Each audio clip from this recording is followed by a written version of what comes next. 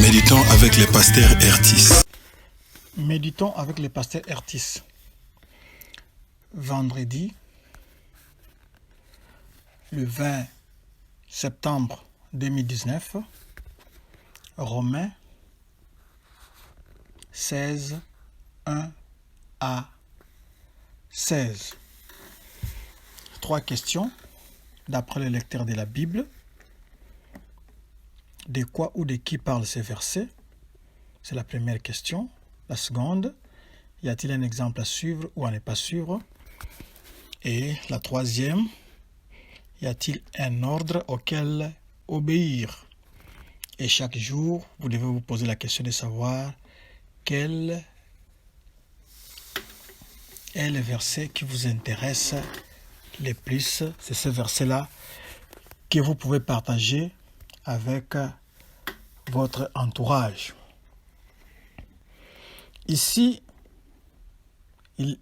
Paul exprime ses salutations personnelles et son amour fraternel.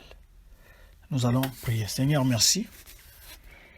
Tu connais le travail de tout un chacun dans l'Église. C'est pour cela que tu mets ce travail en valeur ici. Nous bénissons ton nom parce que tu vois ce que fait chacun de nous. Sois béni au nom de Jésus-Christ. Amen. Shalom, bien-aimés. Nous voulons commencer notre méditation, mais nous voulons d'abord faire une petite mise au point. Nous voulons nous excuser pour une coquille qui s'était glissée dans l'édition d'hier. Nous avions dit que Paul amenait la cotisation des églises d'Asie. Il amenait cela à Rome. Nous voulions plutôt parler de Jérusalem. Les cotisations, c'était pour les chrétiens pauvres de Jérusalem et non de Rome.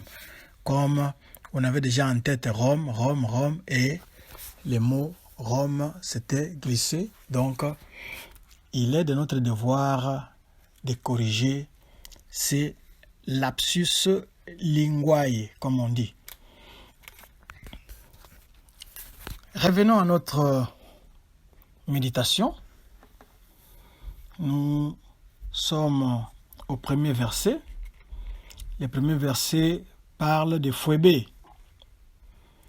C'était un membre de l'église de Chancrée. C'est un port qui n'était pas très loin de Corinthe. Phoebé était diaconesse. Diaconesse vient du mot grec diakonos, qui signifie serviteur. Alors elle était diaconesse et cette femme-là est considérée comme les premières, le prototype. C'est ce qu'on appelle prototype.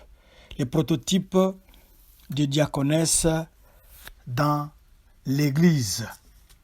Donc parmi les premières, si aujourd'hui dans certaines églises nous trouvons des diaconesses, les modèles ou parmi les premiers noms qu'il faut citer, c'est le nom de Phoebé.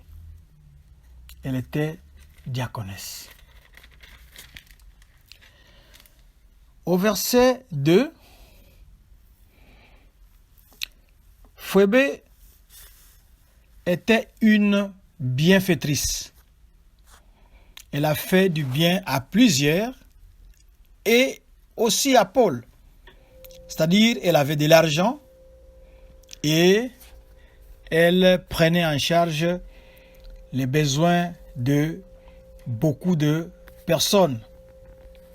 Beaucoup de personnes dépendaient un peu de sa poche, de son argent, dont Paul, qui reconnaît les bienfaits de cette diaconesse ici. Et l'on pense que la personne qui a amené cette lettre ici, la lettre aux Romains que nous sommes en train d'exploiter. C'était cette Phoébé que Paul est en train de recommander aux chrétiens de Rome. Cette femme avait adopté beaucoup de gens et elle était très considérée. Elle prenait les devants dans beaucoup de problèmes en ce qui concernait les gens qui étaient sous son giron. Du 3e au 5e verset, nous avons d'abord le nom de Priscille et Aquila. C'était des Juifs, c'était mari et femme, c'était un couple juif qui était dans l'équipe de Paul, et Paul les avait rencontrés lors de sa première visite à Corinthe. On peut lire Actes 18, 1 à 3. Ils sont mentionnés plusieurs fois dans les Écritures, toujours en tant que couple. Ils avaient aidé Paul à établir l'église d'Éphèse. Au temps où ils ont rencontré Paul, ils avaient abandonné Rome à cause de l'empereur Claudius qui avait expulsé tous les Juifs. On peut lire Actes 18, 2. On ne sait pas s'ils avaient eu le temps de rentrer à Rome. Alors au verset 4, Paul fait allusion à sa vie. C'est pour indiquer peut-être que Aquila et Priscille avaient mis leur vie en danger pour protéger, pour sécuriser Paul. Et l'on pense que c'était probablement durant l'émeute qui avait eu lieu en Éphèse. À cet effet, l'on peut consulter Acte 19. On peut avoir plus d'amples renseignements sur cette émeute-là qui avait pris place à l'église de Rome. Et toujours au verset 4, l'on est en train de parler de l'église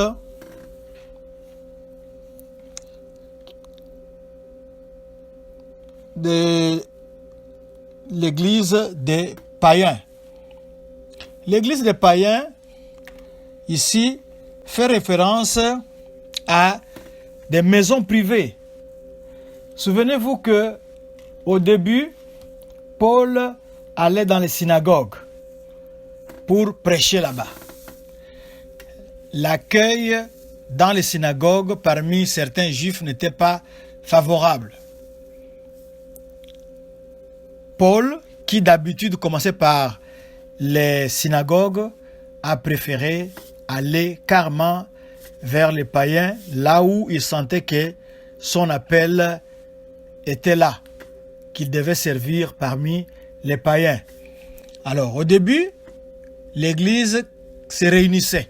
Quelques personnes se réunissaient dans une maison particulière. Par exemple, dans ma maison. Par exemple, dans votre maison.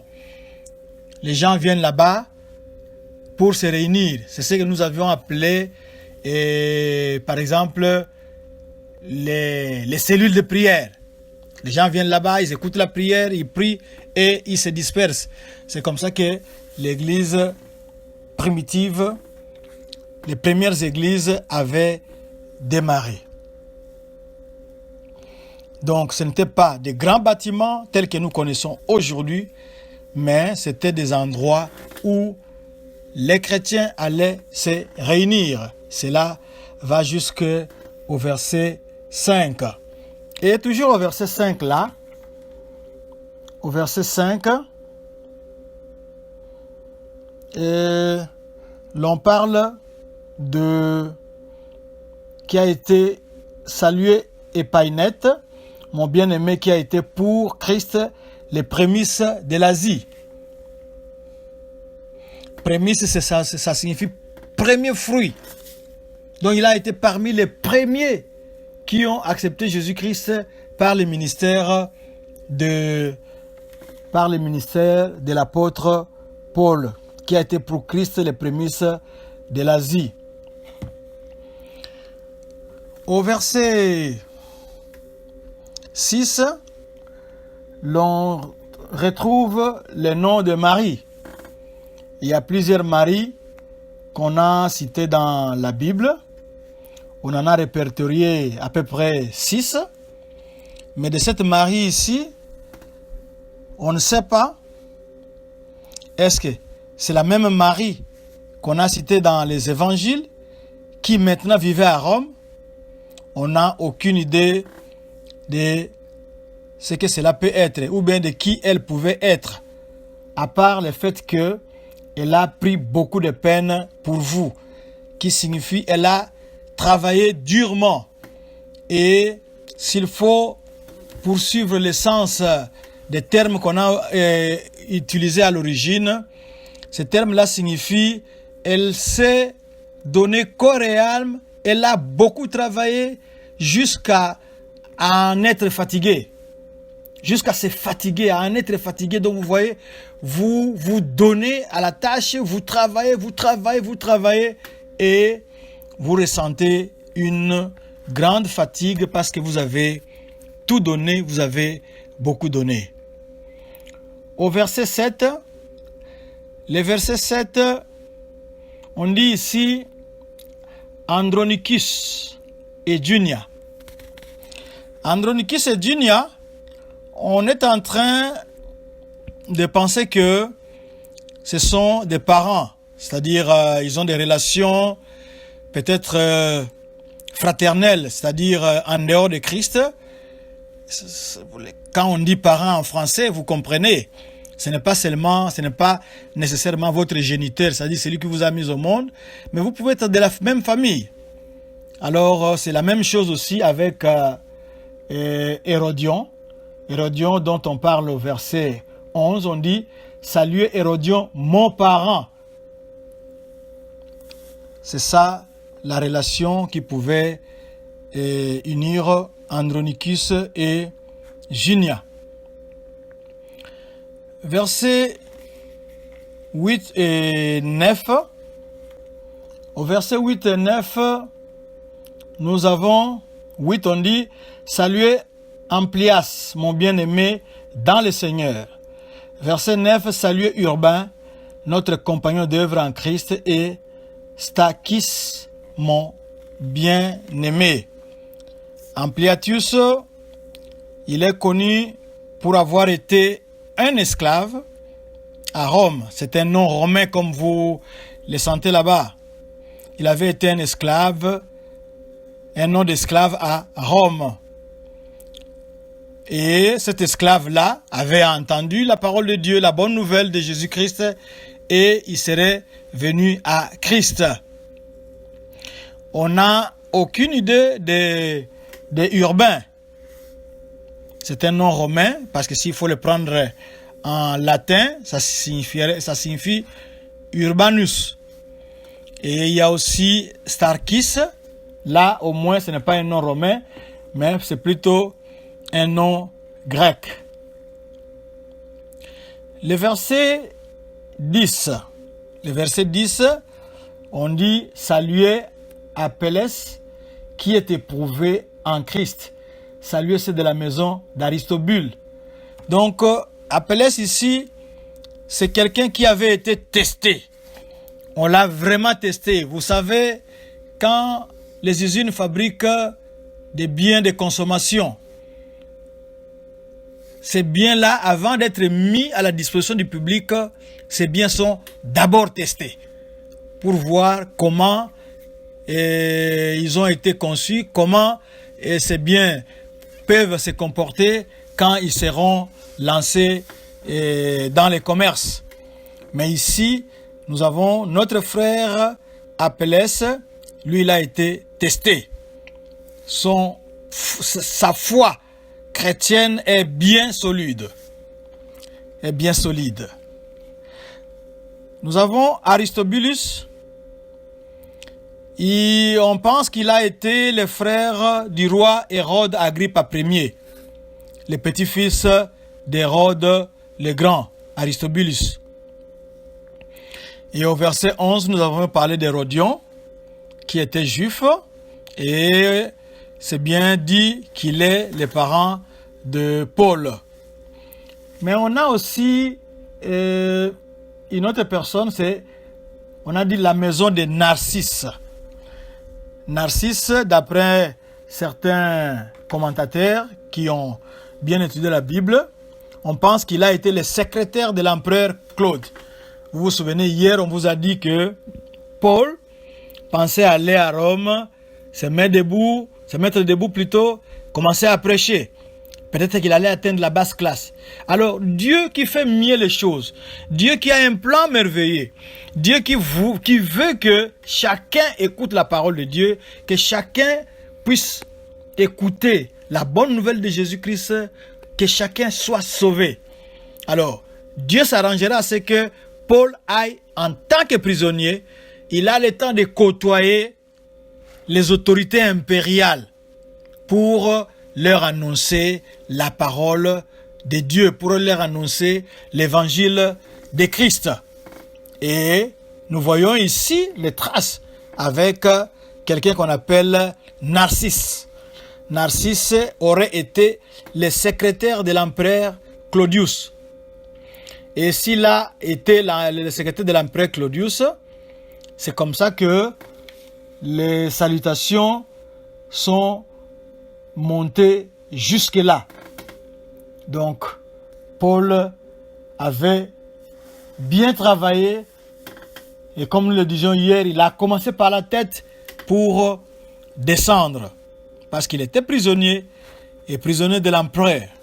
Alors, il a commencé par la tête pour que ces gens-là écoutent la parole de Dieu pendant qu'il était jugé, pendant qu'on les côtoyait, pendant qu'on les voyait, il en profitait pour prêcher la parole. Il était prisonnier de corps, mais sa bouche, sa pensée n'était pas prisonnière et il parlait. Verset 12, nous avons salué Tryphène et Tryphose. Tryphène et Tryphose, l'on pense que c'était des sœurs jumelles. C'était des sœurs jumelles et qui avaient travaillé avec Persis. Elles avaient travaillé fidèlement pour le Seigneur. Travaillent pour le Seigneur. C'est comme ça qu'on a dit saluer Perside, la bien-aimée qui a beaucoup travaillé pour le Seigneur. Ce sont des femmes qui ont beaucoup œuvré pour la gloire de Jésus, pour l'Église, pour que l'œuvre de Jésus-Christ puisse aller de l'avant. Au verset 13, nous avons salué Rufus. Rufus, ça peut être le même Rufus qu'on avait cité dans l'évangile de Marc. L'évangile de Marc qui avait été écrit, il avait été cité dans l'évangile de Marc et quand on avait écrit à l'église de Rome. Paul fait référence à Rufus, à la mère de Rufus, qui était devenue aussi chrétien. Vous voyez comment le salut de son fils l'a influencée. Elle est devenue aussi chrétienne. Et Paul dit que la mère de Rufus, c'est comme sa mère aussi. Saluez Rufus, l'élu du Seigneur, et sa mère, qui est aussi la mienne. Vraiment, Paul avait de la famille. Quand je dis de la famille, ça ne signifie pas qu'ils avaient le même sang, mais Paul n'était pas seul. Il y avait des personnes qui l'encadraient, il y avait des personnes qui l'entouraient pour qu'il se sente vraiment en famille, qu'il se sente aimé. Ça, c'est au verset 13 où nous voyons le cas de Paul, très bien entouré, très bien encadré pour qu'il fasse correctement le travail de Paul, le travail de l'évangile, vous savez que Paul n'était pas marié, donc il n'avait pas de femme, il n'avait pas d'enfant, et Dieu s'était arrangé pour que il ait de la famille partout où il passait. Et l'on pense que ce Rufus serait le fils de Simon de Cyrène. Vous vous souvenez de celui qui avait transporté la croix de Jésus-Christ. Alors, nous terminons au verset 16 avec quelque chose qui est dit là-bas. Nous lisons. Saluez-vous les uns les autres par un saint baiser. Toutes les églises de Christ vous saluent.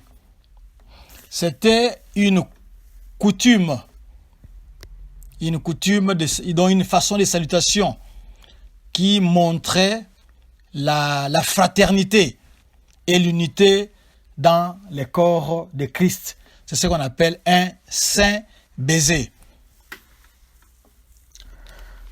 Nous sommes arrivés à la fin de ce qui a été prévu pour aujourd'hui, de ce que le lecteur a prévu pour aujourd'hui. Nous voyons qu'ici, on a cité des noms. Les noms-là peuvent être rébarbatifs. Peut-être que vous pouvez penser que, bon, qu'est-ce que ça fait? Pourquoi beaucoup de noms comme ça?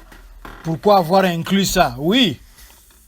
Nous voyons ici que le travail que tout un chacun fait n'est pas perdu.